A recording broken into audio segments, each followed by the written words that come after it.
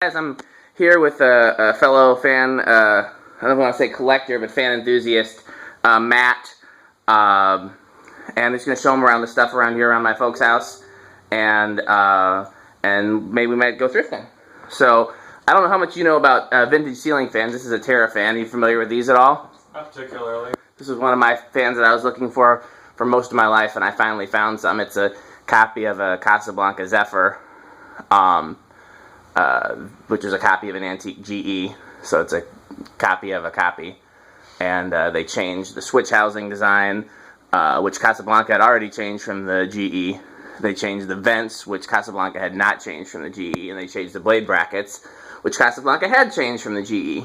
So I do have one of those GEs, but it's at my shop. So this one, this wooden speed knob is original, but I added a 3-speed pull chain because my parents can't figure out how to use a speed knob. So this is what we came over here for, since Matt is into lighting. This is all original 1940s preheat fluorescent fixtures with the original ballasts. Wow. So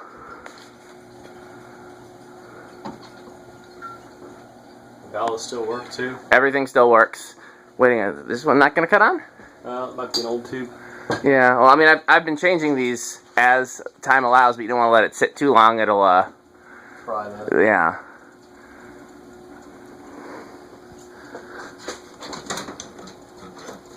Oh, yeah, yeah. So, these came out of an old plant in, what was the name of the city? The place where, To Making a Murderer is in Manitowoc County, Two Rivers, Wisconsin, I want to say. I can't remember the name of which exactly. It's from To Making a, it's the same city as Stephen Avery, and these came out of an old factory there, and they were just getting scrapped. And I didn't have any place to put them, storage or otherwise, but I grabbed them. I gave them $100 for the whole set, I think. And I also got a bunch of shop lights and other smaller lights and stuff like that, and I gave those away to other guys that collect lights. Yeah, I have 2 more of these. One Metal Pete has in his shop, and the other one Chris Lights has. So, and I convinced my dad to let me put them up in here because I didn't know what to do, and he loves it now. He's just so happy with all the light, and put up these vintage fans too. I don't know if you care about these type of fans. These are various different cast iron industrial fans from right around late 70s, early 80s era. I remember some places that had these in them. Yeah. From around there. Here's just 2 antique Westinghouse fans that I picked up and haven't done anything with yet. Sitting there. Those are probably from the 20s or possibly the early 30s. I think that's all fan-wise that's out here. I have so I'll show you the rest of the stuff. I'm just curious. I'm going to turn these off and then wait a second, turn them back on again and see if that light comes back on, because if not, I'll want to change that before my dad, because he won't notice that it doesn't turn on. Oh, came right on that right, so it was just a... Might have been some resistance in the contacts. Yeah, that's what I'm thinking. I mean, everything's all original in these, so I mean, we've got 66-year-olds, no, older than that even, you know, sockets and stuff like that. So, and then these are imported fans, but they're still pretty impressive. So, where are they from? Are they probably all Hong Kong. okay? Neither Hong Kong, China, or Taiwan, and generally speaking, cast iron motors were Hong Kong. There's exceptions to that, but that's... Did they ever export anything here? What'd you say? Did Japan ever export? Oh yeah, yeah. If you ever visit the fan museum, there's some Japanese. I think there's a. I can't remember if there's any Japanese fans here. We'll find out. They always have a bit of an issue back in the old days, because I don't know if it's still that way, but one coast of Japan is 50 hertz, the other is 60. So if you're messing with any vintage audio equipment, interesting. I didn't know that. There's usually settings for it was 100 volts, not 110 volts too. Cool. But yeah. So here's another imported cast motor Hong Kong fan, Moss, from around the same time, but this one's got a cover over the motor and wood blades. Yeah. Same basic principle, nothing fancy there. This is imported, but it's made like an American-made fan with a K55 type motor. I don't know if you know what a K55 motor is. Dishwasher motor, essentially. Rubber flywheel. So, again, if you're not specifically into this kind of vintage fan, then these wouldn't be too interesting.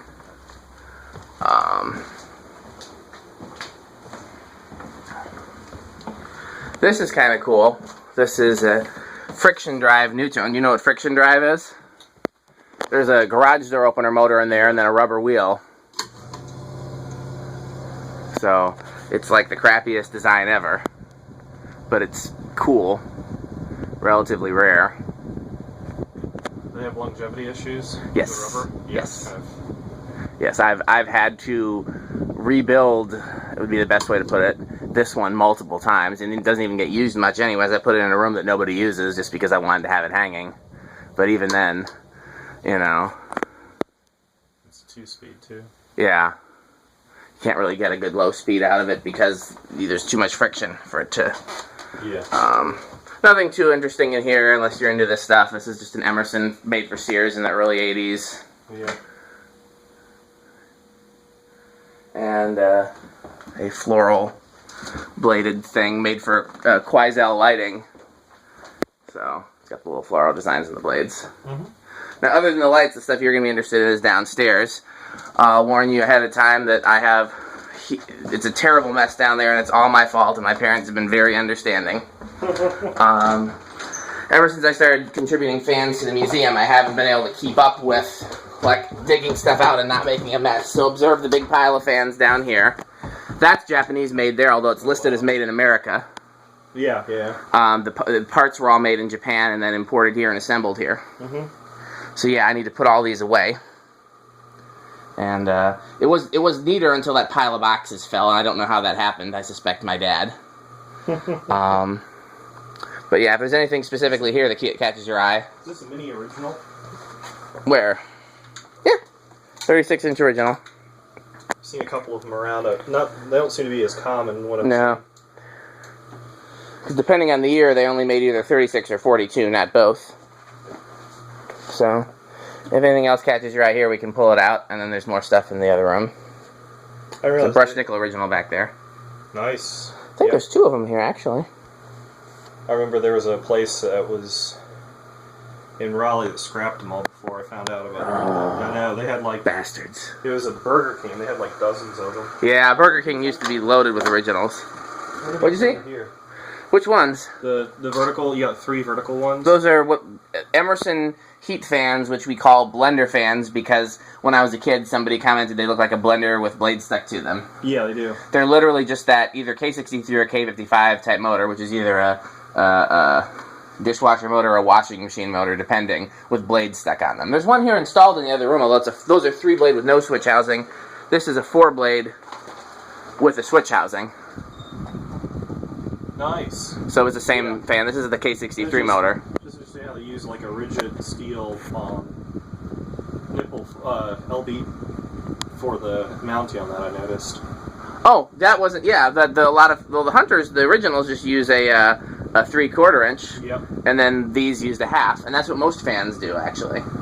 My dad's been doing a lot of organizing over here. This looks very different than when I came here before. None of these light fixtures are anything interesting. Some of them are preheat, but they're all regular preheat. They're all fairly common. Yeah. This is only antique fan over here.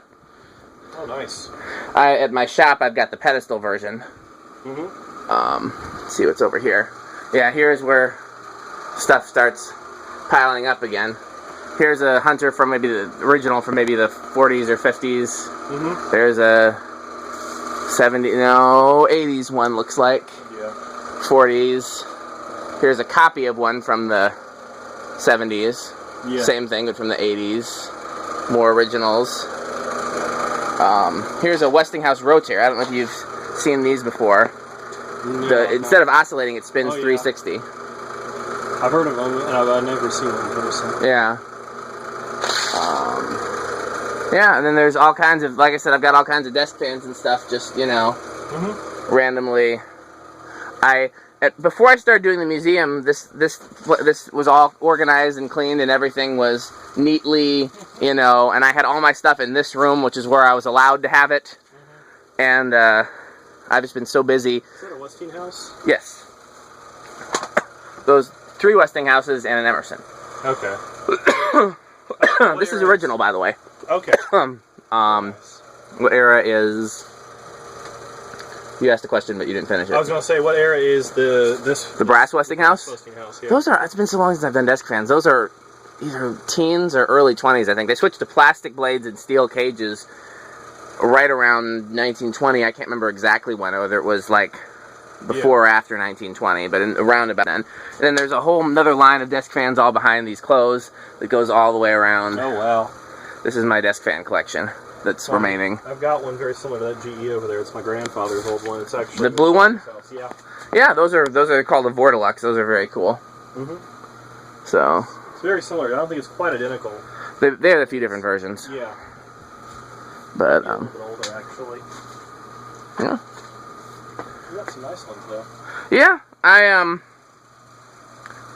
I used to be very into collecting the desk fans. It was before I realized you could collect ceiling fans. I was, talking to the AFCA people, and they only, they were like, ceiling fans? Why would you want to collect that? And so I started collecting desk fans, and they just don't interest me the way the ceiling fans do. Yeah. So, but any ones that I got as a kid, I'm kind of attached to, so I keep those. Yeah, but there's some that I'm not at all attached to, and like I said, I've been, selling and giving those away as time allows. If anything particularly catches your eye, we can pull it out. Not exceptionally. Yeah.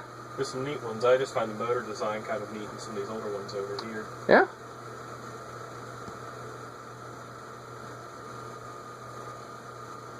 This point, I was going through your state capitol earlier today. I was thinking about how much the